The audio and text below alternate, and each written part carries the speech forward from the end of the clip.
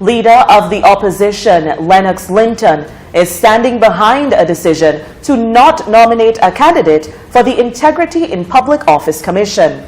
Linton said the opposition wants the Roosevelt Skerrit-led administration to return to Parliament to deal with the Integrity in Public Office legislation.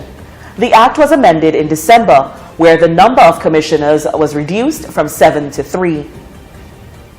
Just to say that we opposed the amendments to the IPO on principle in the Parliament in December of 2015.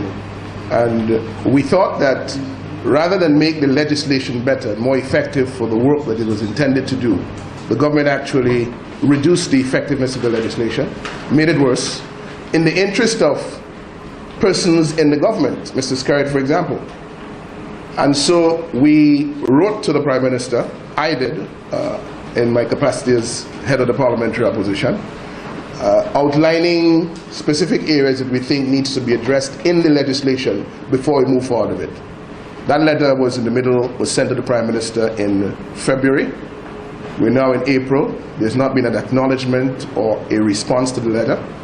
We have decided in the circumstances we will not be nominating anybody to sit on the three-member commission. To date, the panel has been commissioned with 2 persons, which Linton believes is illegal. All we have asked him to do is, in the public interest, go back to the Parliament, revisit the legislation, let us make it better as opposed to make it worse, and then we'll move along.